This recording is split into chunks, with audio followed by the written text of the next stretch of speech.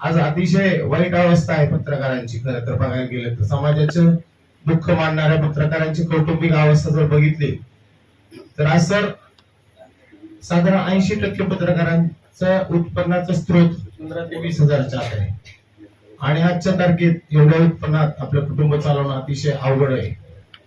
असं असताना देखील राष्ट्रीय अध्यक्ष संदीपजी काळे यांच्या मार्गदर्शनाखाली व्हॉइस ऑफ मीडिया ही जगभर काम करत आहे.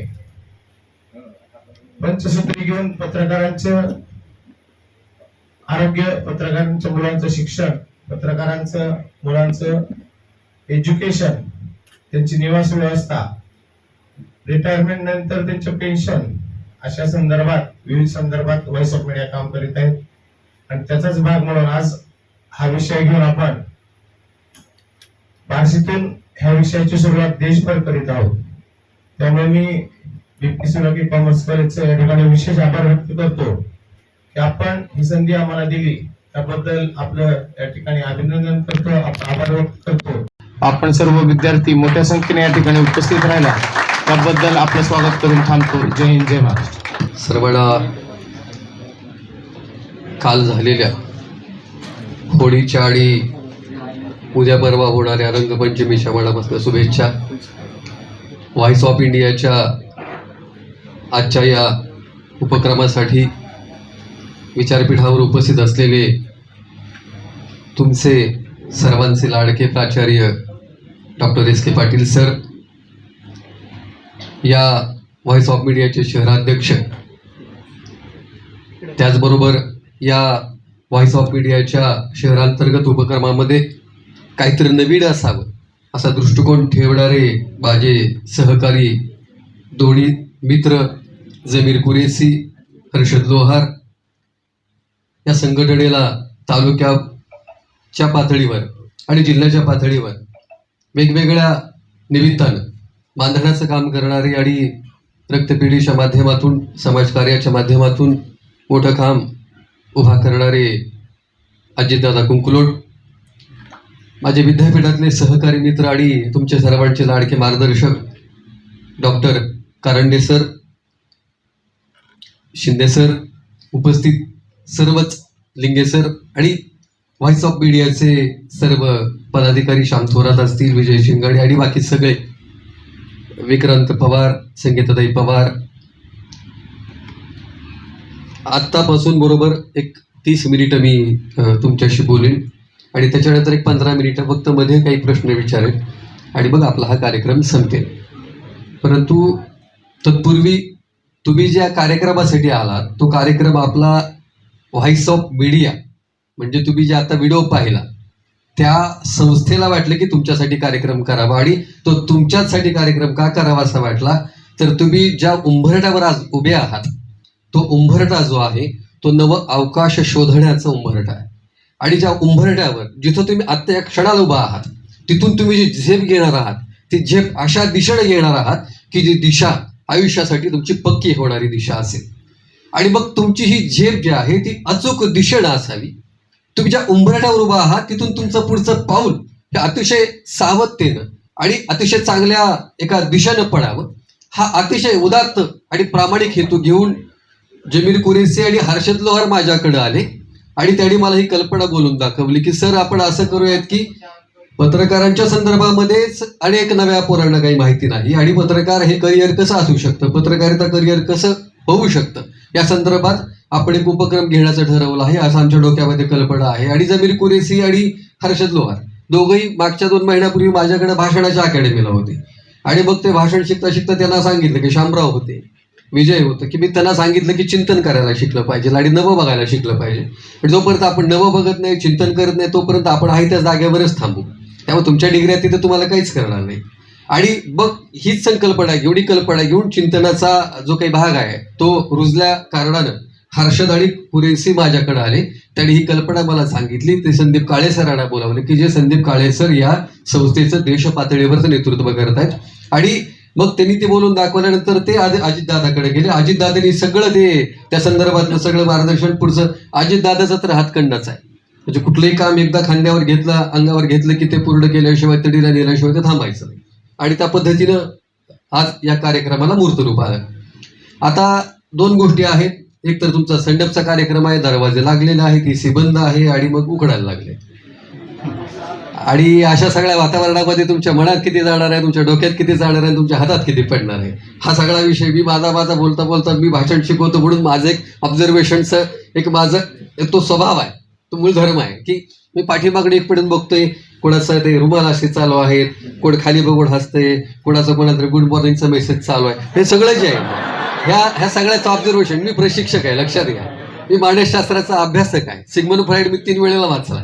त्यामुळं मला तुमचे चेहरे वाचल्यानंतर लक्षात येतं आणि पुढं काही चेहऱ्यांवरचा भाव असा आहे, अतिशय प्रामाणिकपणे सांगतो. आणि हा पत्रकारितेत आल्यानंतर गुण हा विकसित होतो. काही चेहऱ्यांचा भाव असा आहे की इतकं नटून थटून आल्या संडपचा कार्यक्रम आणि मध्येच कार्यक्रम काय घातला, हा काही चेहऱ्यांवरचा भाव आहे. त्या खोटा अजिबात नाही आणि काही खोटं बोलायचं कारण पण नाही. तुमच्या जागी असलं असतं तर मी हाच विचार केला असता. मात्र कारण सरांनी मागे मला बोलावलं होतं की सर येता का. एक तर आता पूर्वीसारखा माझ्याकडे हल्ली वेळ नाही. मी पत्रकारिता करतो, मात्र पत्रकारिता सोडायचीच नाही अशा पद्धतीने मी काम करतो. अकॅडमीचं बाहेरचे लेक्चर्स मी सरळ आता सांगितले की मोठ्या संस्थेचा प्रोजेक्ट माझ्यासमोर आहे, त्यामुळे मला आता बारशी तर वेळच नाही. मग जमीर पोरीसाईड हर्षद म्हणाले की सर पोरांना काहीतरी सांगितलं पाहिजे आणि पत्रकारिते संदर्भात सांगितलं पाहिजे. पण मला असं वाटलं की ह्या पोरांना जर आपण शेवटच्या 10 मिनिटात प्रश्न विचारू. आता तुमच्या लक्षात आलं असेल की मी इथं उभा आहे. बरं, मी अनेक वेळेला तुमच्या समोर आलोय, ह्याच्यापूर्वी पण आपला संवाद झालाय, आपण बोललो आहोत. आता पत्रकारितेची सुरुवात जी आहे माझी, ती पत्रकारितेची सुरुवात झाली 2001ला 2002ला. मला कुठली नोकरी करावीशीच वाटली नाही, कारण मी तुमच्या मानसिकतेचा अजिबात नाही. एका जागेवर ट्रॅफिक जाम होतं ना, तशा पद्धतीने MPC तर MPCच. इतकं की काय त्याच्यातनं 100 माणसं बसतात तर त्यातल्या 3 जागा परीक्षेला बसणारे 500 आणि त्याच्यात पुन्हा 500 परीक्षेला बसणाऱ्यापैकी 300 पुण्याला, 200 बार्शीमध्ये, मेसचा खर्च, क्लासचा खर्च.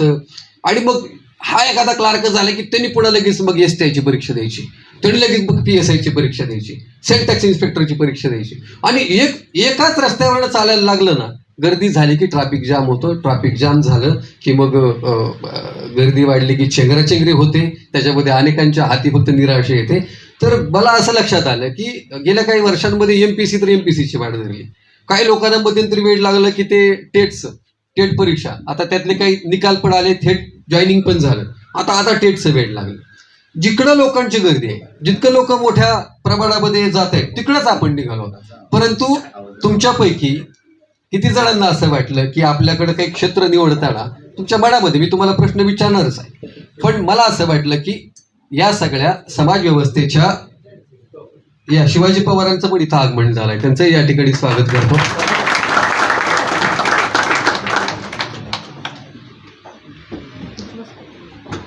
तुम्ही इथून बाहेर पडणार आहात आणि BP सोलाके म्हणजे मला वाटतं की तुमच्यापैकी बऱ्याच जणांचं ते CAची स्वप्न तुमची बऱ्याच जणांची असतील, आहे की नाही.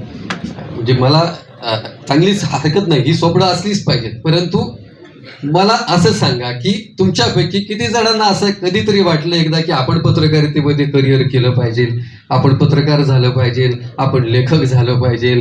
आणि लक्षात घ्या, ही पत्रकार करिअर आहे हे मी सांगण्यासाठी इथे आलो आहे. इथून पुढे फक्त 20 मिनिटं मी बोलणार आहे आणि मग तुम्हाला प्रश्न विचारणार आहे की पत्रकारिता करिअर असू शकतं की नाही, असं तुम्हाला वाटतं? हो का नाही, असू शकतं का?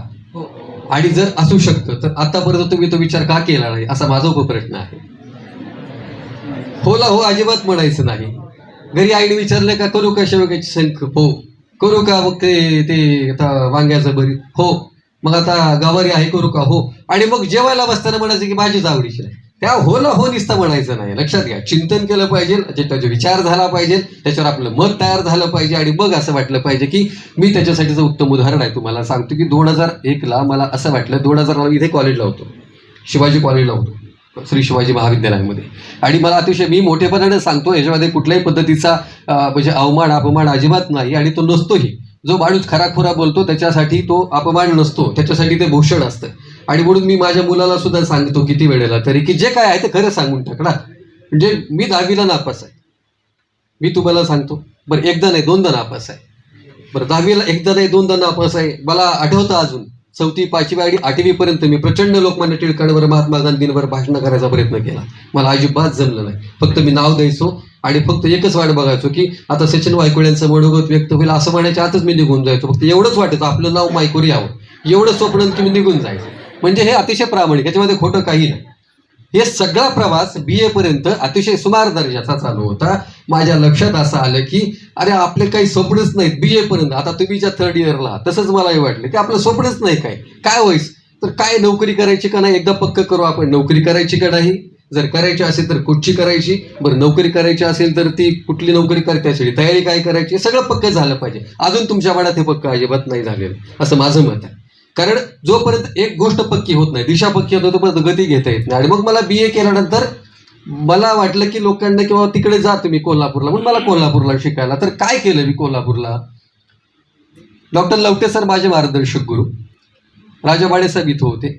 त्यानंतर अनेक दिग्गज पत्रकार, मोठे मोठे संपादक मंडळी, या सगळ्यांना मी पाहत होतो. मला असं वाटलं की आपण पत्रकार झालं पाहिजे. एकतर काय आहे की आपल्याला एकतर आपला अभ्यासात गती नाही, म्हणजे हे अगदी प्रामाणिकपणे मान्य करता आलं पाहिजे. अनेक मुलांना तेही मान्य करता येत नाही. परंतु माझी अभ्यासात गती होती, वाचलेलं माझ्या लक्षात राहत होतं आणि मी एकदा वाचल्यानंतर तारखा सहित मी ते लक्षात ठेवत होतो. हे माझ्या शिक्षण संपल्यावर लक्षात आलं. आणि त्याच्यामुळं ह्या सगळ्या स्मरणशक्तीचा मला शिक्षणात काही उपयोगच झाला नाही.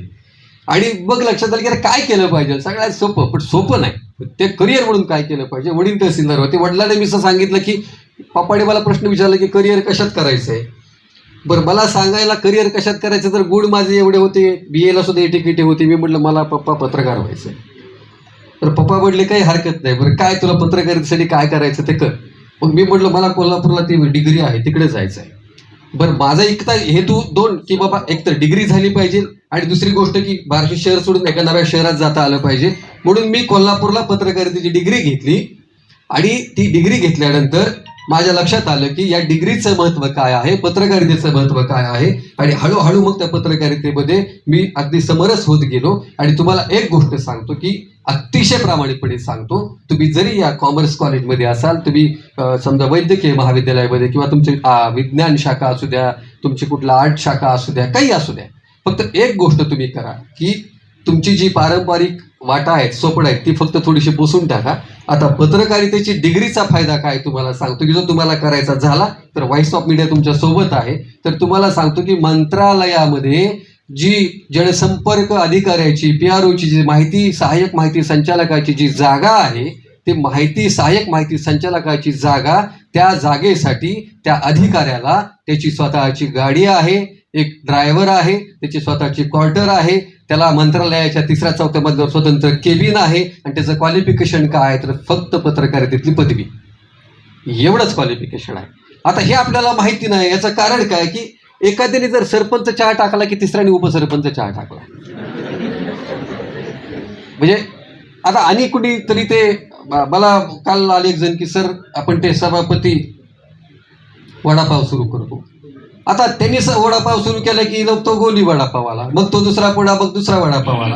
हे मला लक्षात येत नाही की तुम्ही जर भगवंत मंदिराच्या पासून जर जुन्या पोलीस ठाण्यापर्यंत निघाले तर फक्त मोजा चहाची दुकानं किती आहेत.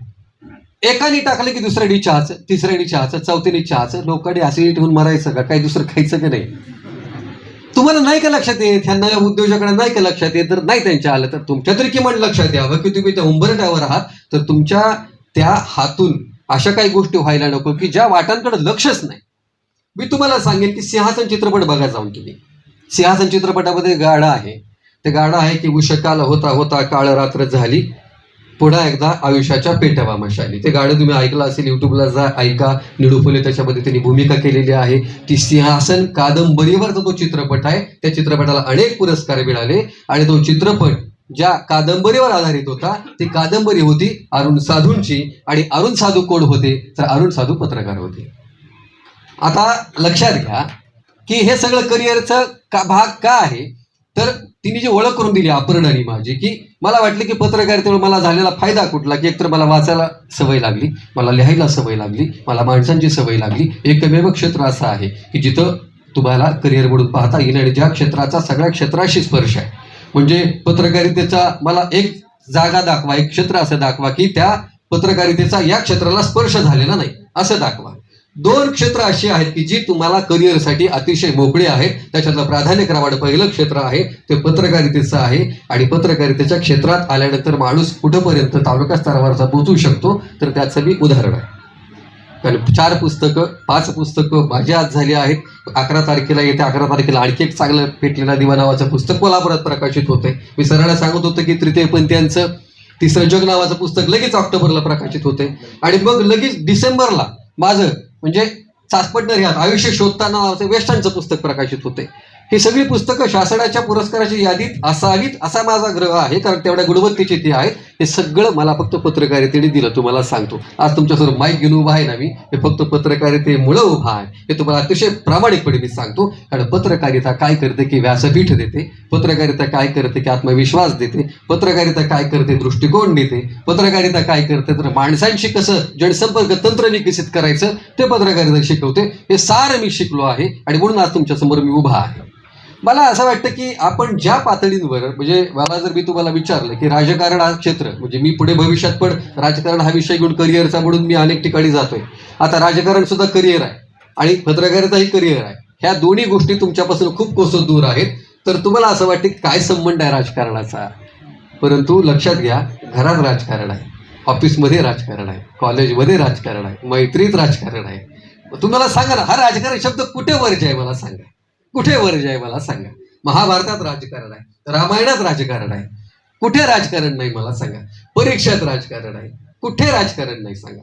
म्हणजे ज्या नावाचा ज्या क्षेत्राचा सर्व क्षेत्राशी स्पर्श आहे ती दोन्ही क्षेत्र आपण वगळली आहेत आणि आपण एकाच दिशेने निघालो आहोत. मला असं वाटतं की जर तुम्हाला पत्रकार व्हावंसं वाटत असेल आणि पत्रकार व्हायची इच्छा जर असेल तर व्हॉइस ऑफ मीडिया तर तुमच्या बरोबर आहेच आहे. मात्र व्हॉइस ऑफ मीडियाने आज जो हाय ब्रीथ घेऊन आले ना तुमच्याकडे, हा समाजाचा आवाज. याचं कारणच आहे की समाजाचा आवाज तो असतो जो समाजाच्या वतीनं पुढे येतो. आणि मला वाटतं की पत्रकारिता हे असं क्षेत्र आहे, पत्रकार हा असा घटक आहे की जो समाजाचा प्रतिनिधित्व करतो आणि समाजाचा प्रश्न घेऊन येत असतो. आणि म्हणून हा समाजाचा आवाज असं ब्रीथ घेऊन हे सगळी मंडळी व्हॉइस ऑफ मीडियाची तुमच्यासमोर आज उभा आहेत. जर तुम्हाला समाजाचा आवाज व्हायचा असेल तर पत्रकारिते इतकं अफाट अमर्याद काम करण्यासारखं क्षेत्र नाही. तुम्ही जर तुमच्यातल्या लेडीज काय बघितले ना, दिल्ली पातळीवर काम करणाऱ्या लेडीजकडे बघा, तुम्हाला हेवा वाटेल कुठं आपण आलो आणि कुठलीही नोकरी करायला लागलो. काय जबरदस्त आहे. काय तिथलं त्यांचं लिव्हिंग स्टँडर्ड बघा, त्यांचा वर्तन व्यवहार बघा, त्या ठिकाणचा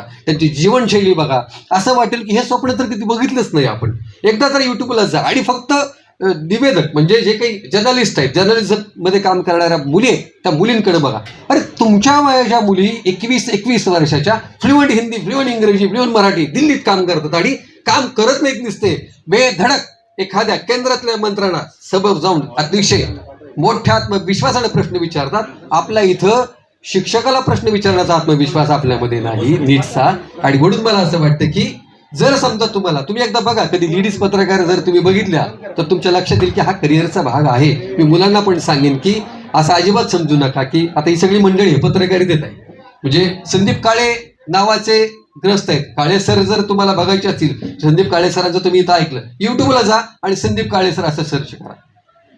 काय अफाट लेखन आहे, इतकं अफाट लेखन आहे ना सकाळमध्ये सप्तरंगला. एकच क्षेत्र आहे असं. म्हणजे मला वाटतं की मी सहज जरी निघालो ना, मला म्हणजे दृष्टी कशी असते पत्रकारिता एक गोष्ट करते बघा, जगण्याची दृष्टी देते. जगण्याची दृष्टी पत्रकारिता देते. मी बातम्यांचे विषय आणि ह्या सगळ्या स्टोरींचे विषय कसे शोधतो तर या दृष्टीने शोधतो. मी त्यांनाही सांगितलं. आणि याचा एक सगळ्यात मोठा फायदा काय असेल ना तर समाधान आहे, प्रचंड समाधान आहे. पैसा तर जगात सगळ्याकडेच आहे, आता फक्त शोध आहे तो समाधानाचा आहे. आणि हा जर समाधानाचा शोध पूर्णत्वाला न्यायचा असेल तुम्हाला तर पत्रकारितेसारखं क्षेत्र. मला सांगा की वेश्यावस्थेत काम करू शकलो ना, मी फक्त एकमेव पत्रकार असो म्हणून मी काम करू शकलो. मला सांगा मी वेश्यावस्थेत पाऊल ठेवतो ना तेव्हा माझ्याकडे पाहणारी माणसं म्हणतात हा जर्नलिस्ट आहे, हा जाऊ शकतो, अडचण नाही. तुम्ही जर उद्या गेला तर संशयाने लोक बघायला लागतील. तुम्ही जर समजा आता मी कधी जात नाही तसं, पण बिअर बार मध्ये गेलो तर ती म्हणते नाही काहीतरी माहिती घ्यायला गेली असते. म्हणजे लक्षात घ्या की काय जात नाही असं कुणी मित्र अजिबातच जात नाही. पण एक दृष्टी असते की काय कसा बातमीचा विषय ही दृष्टी. आणि तुम्हाला असं वाटतं की मी नेहमी असं सांगतो, नेहमी मला असं वाटतं की बसल्या बसल्या तुम्हाला आता तुम्ही जे विचार करताय ना, मी जर तुम्हाला आता प्रश्न या क्षणाला विचारले ना तर तुमचा मेंदू जागेवर अजिबात नाही. तुमचं लक्ष जे आहे ना, हे लक्ष फक्त माझ्याकडे 30% आहे आणि बाकी जे 70% लक्ष आहे. तर काही जण मी बोलल्यावर चिंतन करतायत, काही जण पुढच्या सेंडअपच्या कार्यक्रमाचं डोक्यातलं नियोजन करतायत आणि हे सगळं. पण माझं मत तुम्हाला असं आहे, मुलींनो, बेटांनो, मला इतकंच सांगायचं की असं सांगणारी माणसं तुम्हाला पावलोपावली आयुष्यात भेटणार नाही, ते लिहून घ्या. आणि व्हॉइस ऑफ मीडियासाठी म्हणून टाळ्या का वाजवल्या पाहिजेत की यांना असं वाटलं की तुमच्यासाठी करिअर काहीतरी वाट दिसाल आणि म्हणून व्हॉइस ऑफ मीडियाला असं वाटतं. काय हे तुम्हाला सांगा ना, त्या व्हॉइस ऑफ मीडियाला काय का तुम्ही पैसे दिलेत की बाबा आम्हाला सांगा, कोण माझा वेळ तासभर काढून आणायचा इथे, मी तुम्हाला उगाचच बोलायचं?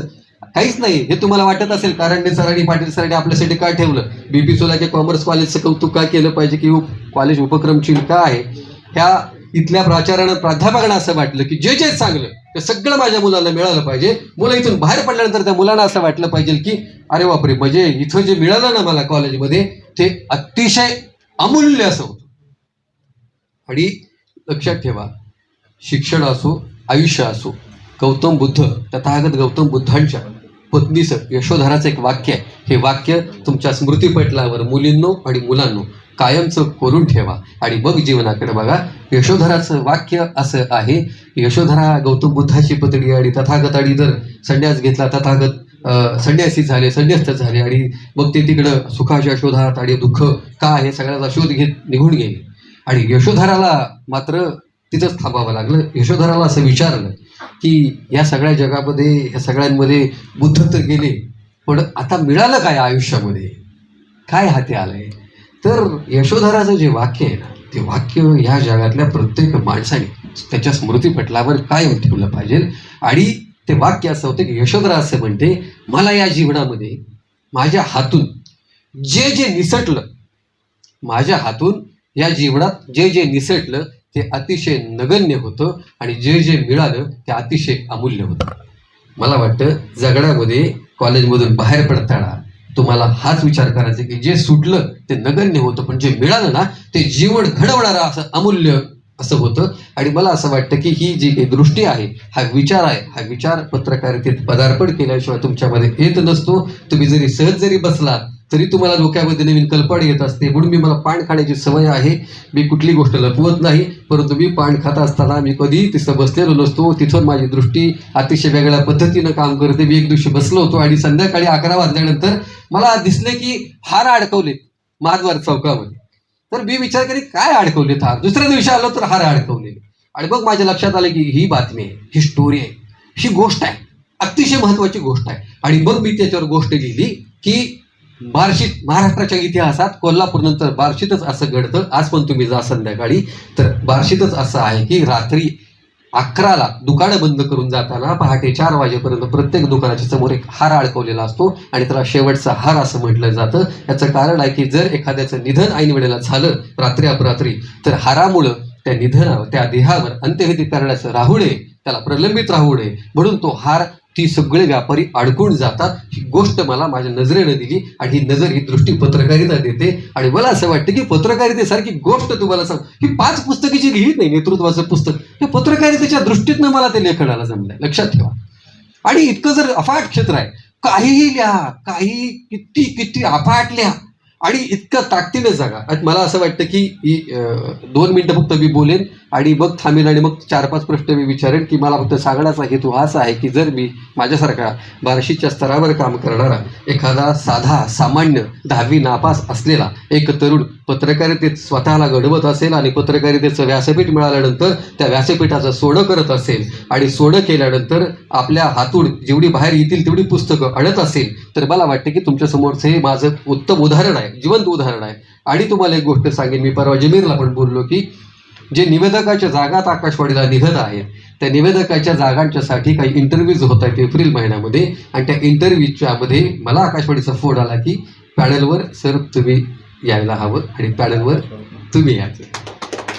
आता मला सांगा ना की त्यांना असं वाटलं की पॅनलवर मी असावं निवड करताना, याचा अर्थ असा की पत्रकार म्हणून पण असावा, कारण पत्रकारितेकडं आणि पत्रकारांच्याकडं तो दृष्टिकोन इतका व्यापक असतो. पत्रकार चोहो बाजूने त्या सगळ्या एका गोष्टीकडे पाहत असतो. मला वाटतं की तुम्ही जरी साधं घराकडे सुद्धा आपण 4 अंगणी कधी पाहिलेलं नाही आणि असला दृष्टिकोन कुठच्या इथल्या नोकरीत नसतो विकसित होत. बाकीच्या नोकऱ्या ज्या आहेत ना सगळ्या, ह्या फक्त 1 तारखेपासून 30 तारखेपर्यंत पगारीच्या मेसेजपर्यंतच्या असतात.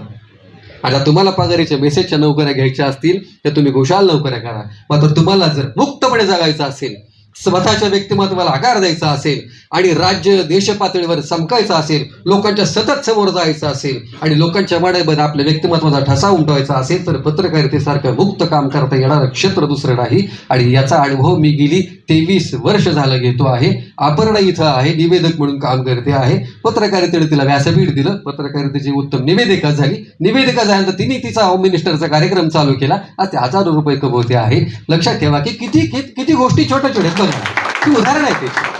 आणि ही इतकी उत्तम उदाहरण आहे त्याची. अशी किती माणसं दाखवू की ज्या आचार्य अत्रेला तुम्ही कधीतरी त्यांचे विनोद ऐकता, आचार्य अत्रेंची पुस्तकं ऐकता, तर आचार्य अत्रेंनी अफाट लेखन केलं. आत्मचरित्र 6-7 खंडात त्यांचं आलं आणि आचार्य अत्रेंचे विनोद गाजले, भाषणं गाजली.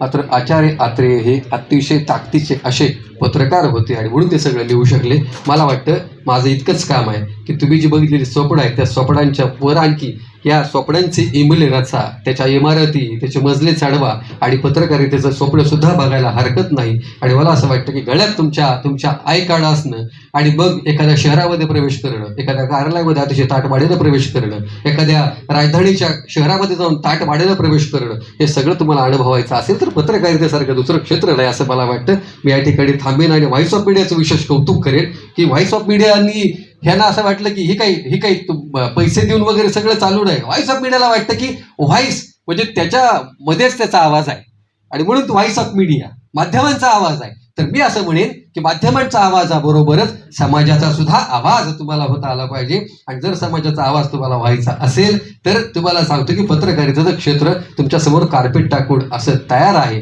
फक्त त्या पारंपरिक वाटावरनं जाण्याचं टाळा. आणि आता ह्या सगळ्या वाटा जुळ्या झालेल्या आहेत, मळलेल्या आहेत. अशा वाटावरनं प्रवास केला, खाचकळगी असतील, अपयश असेल, निराशा असेल, अशा निराशा पचवायची ताकद अलीकडे नाही. त्याच्यामुळं नवं काहीतरी लिहायचा प्रयत्न करा, नवं काहीतरी बघायचा प्रयत्न करा. आणि पत्रकारिता याच्यासाठी तुमच्यासाठी ते क्षेत्र अतिशय खुलं आहे, इतकंच मी सांगतो. आणि व्हॉइस ऑफ मीडियाचे ते मधली दारुकर या सगळ्या मंडळींचे मी मनापासून आभार मानतो. तुमचा काही वेळ मी अजिबात घेत नाही असं म्हणत अर्धा तास होऊन गेला. तर ही माझी सवयच आहे. हे कशामुळे उखडायला लागले? तुम्हाला उखडते का? मी सांगितलेलं किती कळलं? काही मला काही कळालं नाही. काही त्याला म्हणजे मी तुम्हाला किती कळलं? कारण मी विचारतो, मी नेहमी मी तर सरांना म्हणतो जोपर्यंत माझ्या भाषणात बायको येत नाही तोपर्यंत माझं भाषण पूर्णच होईल. हा, रात्री मला म्हणाले की तुम्हाला हिंदी बोलायला येत नाही. मी म्हटलं हिंदीची डिग्री घेतली मी आणि हिंदीत माझं अनुवाद पुस्तक आहे, the story of my life नावाच्या पुस्तकाला हिंदीत अनुवाद केले मी, मेरी जीवनगाथा महात्मा गांधींचं. आणि मला हिंदी येत नाही. म्हटलं कधी प्रश्न विचारला तिने मला. सर रात्री 12:15 वाजता माझं लिहून काम पूर्ण करून मी बसलेलो. मी तिला 20 मिनिटं हिंदी बोलून दाखवलं, 20 मिनिटं. आणि सकाळी उठलं तर ती म्हटली की तेवढं PhDचे 3 पानं टाईप करून द्या हिंदीत. मी म्हटलं हे काय आता नवीनच, म्हटलं आता अवघडच झालं. हे कधी कधी असं फसतंय. पण त्याच्यामुळे म्हटलं हे मी आपलं दमात सांगितलं. ती म्हटली पण तुम्हाला कधी हिंदी काही बोलताना वगैरे काही नाही पाहिलं होतं? हिंदीचे डिग्री आहेत माझ्या. आणि पोरगा ऐकत होता खाड खाड खाड खाड. बघते मी अटल बिहारी वाजपेयीच्या भाषेत बोललो, पुन्हा बोलले प्रमोद महाजनच्या भाषेत बोला.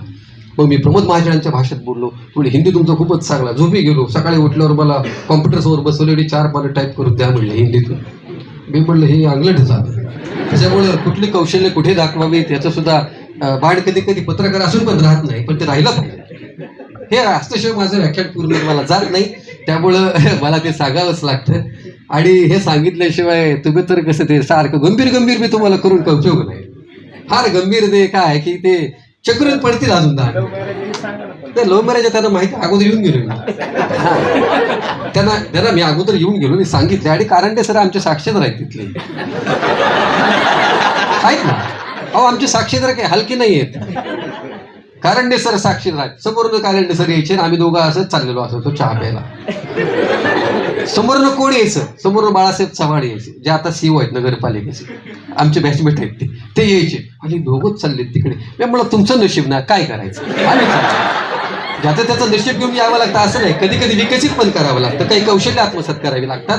मात्र ह्या सगळ्या कौशल्याला मात्र मी अतिशय वेगळ्या पातळींवर घेऊन गेलो. मला वाटतं की असं थोडंसं हलकं फुलकं झालं पाहिजे. नाही तर ते इकडं असा ते हे चालू आहे. सेंडअपचा कधी कार्यक्रम आहे?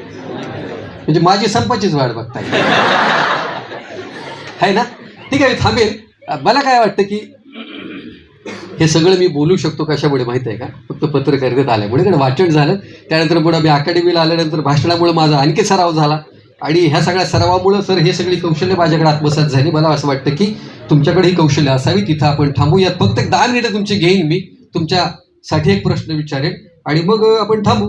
का तुमचा काय प्रश्न आहे मला, का तुम्ही उत्तर दिल्यावर मी तुम्हाला पुस्तक देणार आहे?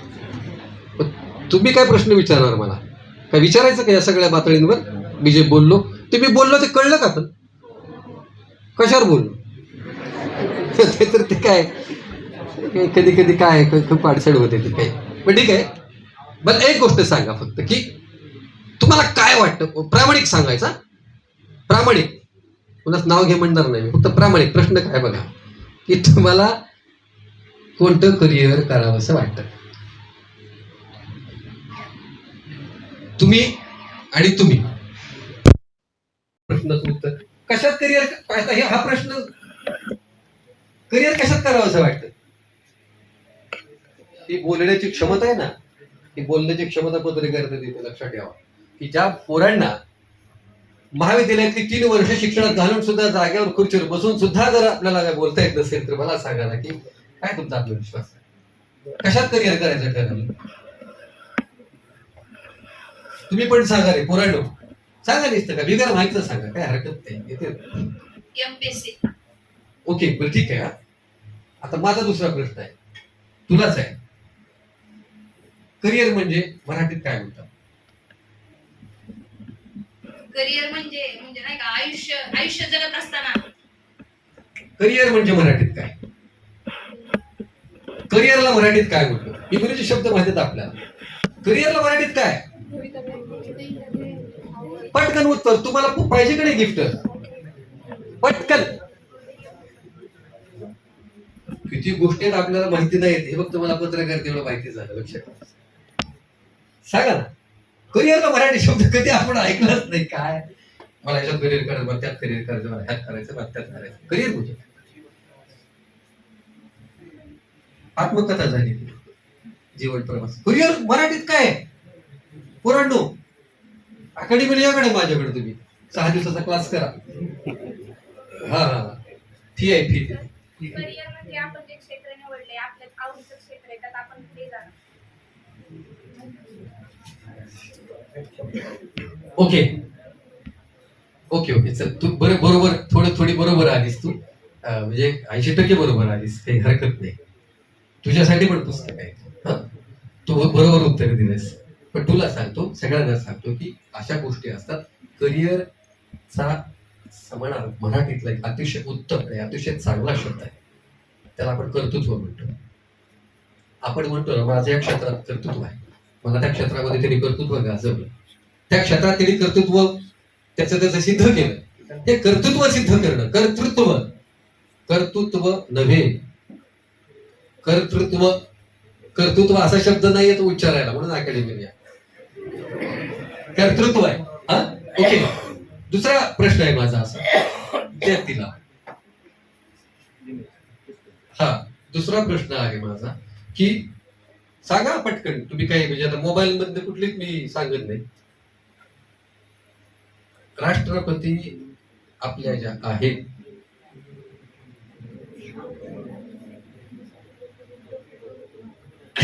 त्यांचा राज्य कुठलं? क्या बात आहे, मला माहिती आहे. द्रौपदी मी लगेच राज्य कुठलं आहे? कुठल्या राज्यातून आलेत ते? त्यांचं राज्य कुठच्या राज्यातून आलेत ते? माईक हातात. हा, न भिता द्यायचं मी आहे की. ओडिसा. Very good. पुस्तक गट वेळेला. अरे इथं कोणी ती मुलगी आली होती आता, तूच होतीस का? ते राज्य माहिती पाहिजे की नाही आपल्याला, माहिती पाहिजे की नाही आपल्याला या सगळ्या माणसांची. आपल्याला ह्या सोप्या गोष्टी आहेत, लक्षात ठेवा. आणि या तुमचा जोपर्यंत माहिती असणार नाही तोपर्यंत पत्रकारिता हे करतं, ही दृष्टी देतं, हे अभ्यास देतं. घे बेटा, दोघींना दोन्ही पुस्तकं दोघींनी पण घेतली आणि एक पुस्तक माझं आहे हा, दोन्ही पुस्तकं माझी आहेत, लक्षात ठेवा. हिला एक द्या आणि हिचा एक द्या. व्हॉइस ऑफ मीडिया, एकदा गुगलला जा, एकदा युट्यूबला जा आणि व्हॉइस ऑफ मीडिया सर्च करा, संदीप काळे सर सर्च करा आणि मग व्हॉइस ऑफ मीडियाच्या बार्शी शाखेला सर्च करा, तुम्हाला बऱ्याच गोष्टी सापडतील. ही सगळी दृष्टी असते. आता माझा प्रश्न आहे पुढचा, की ठीक आहे करिअर म्हणजे कर्तृत्व सिद्ध करणं, आपण निवडलेल्या क्षेत्रामध्ये पुढे जाणं, बरं आता तुम्हाला सोडणार आहे लगेच, इथंच आहे का कार्यक्रम पुढचा, कशाच आहे, कशाच आहे,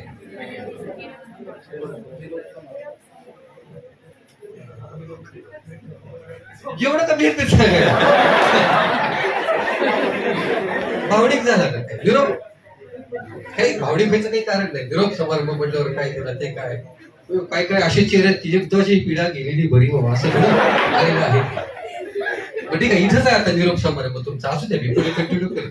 मला सांगा ना की करिअर कर्तृत्व सिद्ध करण्यासाठी एक गोष्ट लागते की जी असावीच लागते. ती एक गोष्ट कोणती आहे जी तुमच्या अंगी गुण असावा लागतो, ती तुमच्या ठाई असावी लागते. एक आणि हात वर करायचा. मुलांनी किती घेतलं का पुस्तक? एक पण नाही.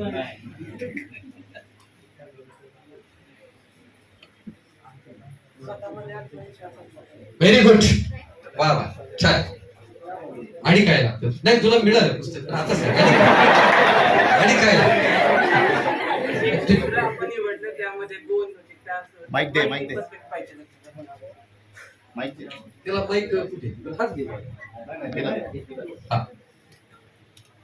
आपण जे आपण जे क्षेत्र निवडले बरोबर आहे, त्यातली साधारण थोडी तरी माहिती आपल्याला पाहिजे. म्हणजे बेसिक जे नॉलेज आहे ते तरी पाहिजे. वा बरोबर, करेक्ट आहे एकदम. आता लक्षात ठेव बघा की मी तुम्हाला बऱ्याच जाऊ तू बस आला, तुझं काही तुम्ही अडचण नाही. आता तिथे डेरा आहे तो नाही, तिथे असा जे असा का कोपऱ्यात आहे, तिथे कोपऱ्यात आहे आणि मला पाणी प्यायचं आहे. तर मी पण मला काय बोलता येतं मग काय मी तुम्हाला म्हणालो तुम्ही काय करणार?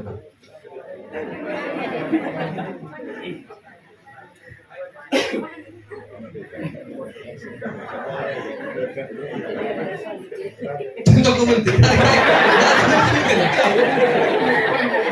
मला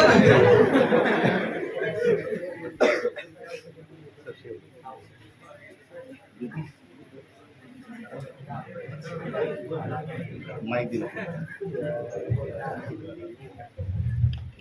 तिथं डेर आहे तर फक्त दाखवणार तिथं आहे. प्रवीण. आपण करायचं का? म्हणजे आपण करायचं, आपण घ्यायचं. मी असा आता तुमच्याशी बोलतोय ना तुझ्याशी. तिथं आहे पण.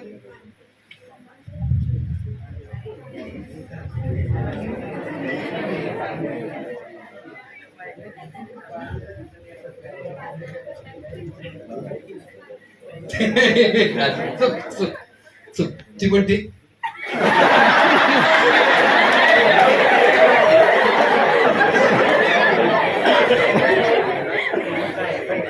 म्हटलं असं म्हणतात ते ना. ती म्हणते अरे पण मी तुम्हाला मुका आहे म्हणालो, बाहेर कुठे आहे म्हणाल. ती म्हणते लक्षात, ही चिंतन जी भाग आहे, चिंतनाचा जो भाग आहे ना अतिशय महत्वाचा, लक्षात ठेवा.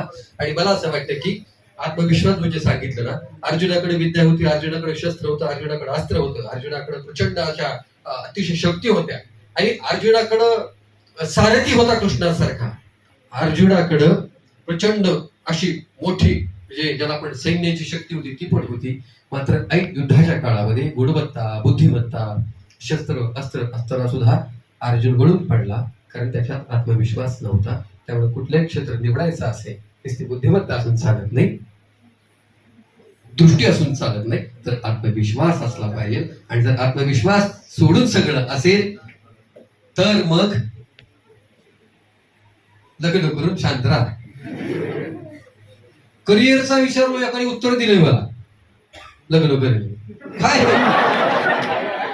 नाही हे काय कुणाच्या कशा कल्पना, कुणाच्या कल्पना शक्तीला आपण काय बोलावं.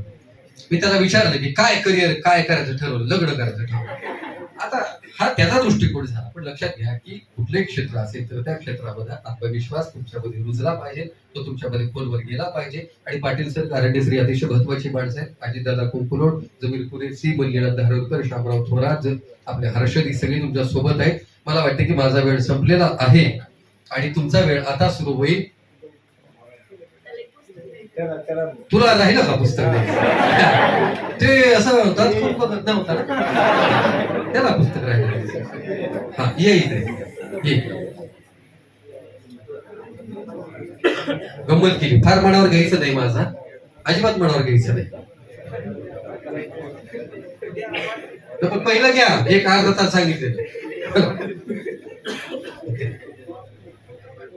पहिला अर्धा तास झालेलं सांगितलं का, ते घ्या मनावर. नाहीतर काहीच मनावर घेऊ नका पडायचं. आणि ते बोलले सर शेवटी सांगून गेले, एवढं बोलले सर म्हणले की फार काही मनावर घेऊ नका. ठीक आहे, तुमचा आता कार्यक्रम, तुमच्या त्या कार्यक्रमासाठी शुभेच्छा आहेतच आहे. मात्र एक गोष्ट सांगतो तुम्हाला की व्हॉइस ऑफ मीडियाचा जो प्रवास आहे, त्या प्रवासावर फक्त एकच दादा तुमच्यासाठी सांगतो शेअर की मंजिले क्या है, रास्ते क्या है. मंजिले क्या है, रास्ते क्या है, अगर हो हौसला तो फासले क्या है. अशा पद्धतीचा प्रवास व्हॉइस ऑफ मीडियाचा आहे. 3 वर्षामध्ये 40,000 पर्यंत नोंदणी दिलेली. मला असं वाटतं की आजचा व्हॉइस ऑफ मीडिया आणि अजितदादा, जमीर भाई आणि हर्षद लोहार यांनी जो कार्यक्रम या ठिकाणी ठेवला, खरं तर हर्षदचं आणि जमीर कुरेशीचं कौतुक का केलं पाहिजे की याला असं वाटलं की कल्पना घेऊन माझ्याकडे आले. माझ्याकडे खूप लोक कल्पना घेऊन येतात आणि अशीच कल्पना 2,007 एक जण घेऊन आले होते माझ्याकडे, लग्न करायचं काय म्हणून. मी केलं. बायको आमची मैत्रीण म्हणली ते करायचं का, मला करू. कल्पना चांगली, तर काही कल्पना स्वीकारायच्या, हा पण ती जरा सावधपणे. हर्षदचं आणि जमीर भाईचं खरं मनापासून कौतुक करावं वाटतं की व्हॉइस ऑफ मीडियाला बार्शीच्या शहर पातळीवर, म्हणजे शहराध्यक्ष आणि बार्शी या सगळ्या शहर पातळीवरच्या पदाधिकाऱ्यांनी हा कार्यक्रम घेतला. माझ्या माहितीप्रमाणे हा प्रथमच असा कार्यक्रम होतो की पत्रकारितेकडे करिअर म्हणून पाहता येतं आणि ते पाहिलं पाहिजे. आणि पत्रकारितेकडे जर करिअर म्हणून पाहिलं तर तुम्हाला त्याचे 3 फायदे. एक तर लेखक होता येईल, सोबत तुम्हाला वक्तृत्वामध्ये वक्ता म्हणून तुम्हाला घडता येईल आणि उत्तम वाचक तुम्हाला होता येईल. आणि या सगळ्या गोष्टी या पत्रकारितेला जोडून तुम्हाला गिफ्टेड आहेत. त्याच्यामुळे कधी कधी तुम्ही या गोष्टींचा विचार करायला हरकत नाही आणि इथून बाहेर पडल्यावर त्याच्यावर सुद्धा चिंतन करायला काहीच हरकत नाही. या ठिकाणी मी थांबतो. तुमचे काही प्रश्न असतील तर विचारा, त्याच्यानंतर थांबतो. धन्यवाद. तुमच्यासाठी तोच भाग करिअरचा आहे, ज्याचा उत्तम आवाज आहे. त्याच्यासाठीची संधी आहे की व्हॉइस ऑफ मीडिया बार्शीमध्ये आकाशवाणी चालू केलं आणि आकाशवाणीच्या निमित्तानं तुम्हाला अनेकांच्या घरात तुम्हाला आवाज पोहोचवता येईल. आणि म्हणून आपण मुन्नाबा MBBS बघतो त्यावेळेला त्या आवाजाचं महत्व आपण जाणलं आहे, त्या संवादाचं महत्व आपण जाणलं आहे. ही कला आहे, ही कौशल्य आहेत सगळी. कौशल्य तुमच्याकडे उपजत जरी नसली तरी तुम्हाला ती विकसित करावी लागतील. मी 1 तास झालं तुमच्याशी बोलतो आहे, 1 तास होऊन गेला मी बोलतोय, पण मला असं वाटतं की मी जे बोलतोय तर त्या सगळ्या पातळीवर मला बोलण्याचं कौशल्य का आलं तर ते विकसित केलं मी. असं तुम्ही आलो आणि गेलो जन्मामध्ये असं नको. आपला जन्म हा सार्थकी लागला पाहिजे. उगीच आलोय आणि गेलोय नुसता हेलपाटा उपयोगाचा नाही. द्यायचं जायचं यायचं कशाला घ्या की काहीतरी सिद्ध करता आलं पाहिजे. आणि मला खात्री आहे तुमचे चेहरे बघून असं वाटतं की तुम्ही ते सिद्ध कराल का. तुमच्या चेहऱ्यावर आत्मविश्वास आहेच आहे. मात्र आणखी एक गोष्ट तुमच्या चेहऱ्यावर आहे सगळ्यांच्या, ती अतिशय महत्वाची आहे की पुढच्या सेटअपच्या कार्यक्रमाची उत्सुकता आहे. आणि ती उत्सुकता फार मी ठेवणार नाही. आणि व्हॉइस ऑफ मीडियाचं पुढे मी आभार मानेल. आणि जर या करिअरच्या, या पत्रकारितेच्या करिअरमध्ये काही करायचं असेल तर व्हॉइस ऑफ मीडियाची कवाड तुमच्या सगळ्यांच्यासाठी खुली आहे. आणि याच्यासाठी जर तुम्हाला पुढे पावलं टाकायची असेल सगळी मंडळी तुमच्यासाठी काम करायला तयार आहे. धन्यवाद. 2 गोष्टी राहिल्या आणि मग संपवतो. फक्त एक काम करायचं की पत्रकार कोणाला व्हावं असं वाटतं का.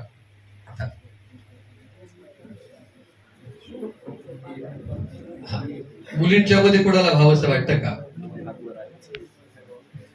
हा, मुलांच्या मध्ये काय व्हावं असं वाटत, काय व्हावं असं वाटतं. एक महत्वाची गोष्ट राहिली म्हणून मी पुढे हातात माईक घेतला. फक्त एक काम करा, व्हॉइस ऑफ मीडिया शाखा बार्शी असं म्हणून फक्त एकदा हात वर करा आणि एकदा ती घोषणा द्या. माझ्या पाठीमागे द्या की व्हॉइस ऑफ मीडिया शाखा बार्शी अशा पद्धतीची घोषणा द्या आणि हात वर करा. ओके. आता काही त्याच्यामध्ये काही अडचण नाही ना? पत्रकारितेला असेल तर ते कुणी असं केलं कुणी असं केलं काय. ओके. व्हॉइस ऑफ मीडिया शाखा बार्शी. हात वर करायला अडचण काय तुम्ही का हात बिवर भेटत? हा दिसता हात वर करून डन करा फक्त असा. व्हॉइस ऑफ मीडिया शाखा, व्हॉइस ऑफ मीडिया शाखा. Okay, thank you. वर्गाच्या निरोप समारंभानिमित्त आपण कार्यक्रम आयोजित केलेला होता. त्या कार्यक्रमाच्या सोबतच व्हॉइस ऑफ मीडिया ही एक नवीन जागतिक स्तरावरील संघटना स्थापन झालेली आहे. त्यांचाही आपण कार्यक्रम आयोजित केलेला होता. आजच्या या कार्यक्रमासाठी माननीय श्री अजितदादा कुंकलोळ, श्री गणेश शिंदे, श्री सचिन वायकुळे सर, तसेच लोहार सर, कुरेशी सर, कुमारी अपर्णा दळवी, सर्व पत्रकार बंधू भगिनी, त्याचप्रमाणे आपले माझे मित्र श्री शिवाजीराव पवार सर या ठिकाणी उपस्थित आहेत. सचिन वायकुळे सरांनी अत्यंत समर्पक भाषेमध्ये तुम्हाला मार्गदर्शन केलेलं आहे. कॉमर्स कॉलेज किंवा कॉमर्स कॉलेजचे विद्यार्थी म्हटल्यानंतर प्रत्येकाचं स्वप्न असतं की आपण CA चार्टर्ड अकाउंटंट व्हावं, ICWA कॉस्ट अकाउंटंट व्हावं, MBA बँकेमध्ये प्रोबेशनरी ऑफिसर्स अशी स्वप्न असतात. पण त्याचबरोबर एक अत्यंत महत्त्वाचं जे क्षेत्र आहे की कॉमर्स कॉलेजच्या विद्यार्थ्यांचा त्याच्याकडं लक्ष जास्त नाही, ते म्हणजे पत्रकारिता. तर पत्रकारिता हे एक अत्यंत चांगलं क्षेत्र आहे आणि विद्यार्थ्यांनी त्या बाबतीतही विचार केला पाहिजे. आजची मंडळी सगळी त्यांच्या क्षेत्रामध्ये दिग्गज आहेत. कुंकलोळ साहेब की मी प्राचार्य झाल्यानंतर वारंवार वेगवेगळ्या कार्यक्रमाच्या निमित्तानं आम्ही त्यांच्याकडे जात असतो आणि ब्लड डोनेशनच्या संदर्भात रामबाई रक्तपेढी आहे त्या संदर्भात ज्यावेळेस आम्ही त्यांच्याकडे जातो त्यावेळेस त्यांचं आम्हाला पूर्ण सहकार्य मिळतं. वेगवेगळे उपक्रम त्यांच्या सहकार्यातून आपण या कॉलेजमध्ये घेतलेले आहेत. सचिन वायकुळे सर तर आपल्या कर्मवीर कुटुंबातीलच आहेत की ज्यावेळेस आपण त्यांना बोलवतो त्यावेळेस ते एक घरातील व्यक्ती या नात्यानं आपल्याकडे येत असतात आणि मार्गदर्शन करत असतात. आणि ते नेहमी माझं म्हणजे स्टेजवर कौतुक करतात किंवा सर कार्यक्रम वेगवेगळे घेतात. तर अशा कार्यक्रमाकडे पाहण्याचा माझा थोडा वेगळा दृष्टिकोन असतो की वर्गात तर आमचं शिकवणं चालूच असतं, सिलॅबस आमचे चालूच असतात, पण सिलॅबसच्या पलीकडं काहीतरी आपण वेगळं देण्याचा प्रयत्न केला पाहिजे. अभ्यासक्रम तर पूर्ण आपण करतोच, पण बाहेर काय चाललं आहे ह्याच्याविषयी विद्यार्थ्यांना माहिती झाली पाहिजे आणि अशा व्याख्यानातून आपल्याला ती माहिती होत असते. व्हॉइस ऑफ मीडिया मला कौतुक करावं वाटतं की ही एक चळवळ आहे आणि मला अपेक्षा आहे की व्हॉइस ऑफ मीडिया म्हणजेच व्हॉइस ऑफ इंडिया झाला पाहिजे.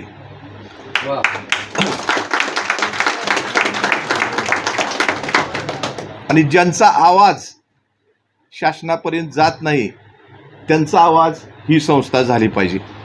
आज आपण म्हणतो की स्वातंत्र्य मिळालं, स्वातंत्र्य मिळून इतकी वर्ष झाली, पण अजूनही आपल्यापैकी काही घटक आहेत की त्यांचे प्रश्न फार वेगळे आहेत आणि ते प्रश्न वरपर्यंत जात नाहीत. तर ह्या संस्थेने ते प्रश्न हाती घेतले पाहिजेत. कुंकलो साहेबांनी दुसरं एक सांगितलं की आता बार्शीमध्ये एक आकाशवाणी म्हणजे सेंटर सुरू होतं आहे, हे सुद्धा अत्यंत चांगलं आहे आणि त्याच्या माध्यमातून सुद्धा आपल्याला वेगवेगळे कार्यक्रम घेता येतील. तर व्हॉइस ऑफ मीडियाच्या सर्व पदाधिकाऱ्यांचं मी कौतुक करतो, त्यांचं अभिनंदन करतो आणि आभार मानायला देखील माझ्याकडं शब्द अपुरे आहेत. इतका हा एक चांगला कार्यक्रम या ठिकाणी झालेला आहे आणि असेच कार्यक्रम आपल्या महाविद्यालयामध्ये झाले पाहिजेत ही अपेक्षा व्यक्त करतो आणि माझे 4 शब्द संपवतो. जय हिंद, जय कर्मवीर.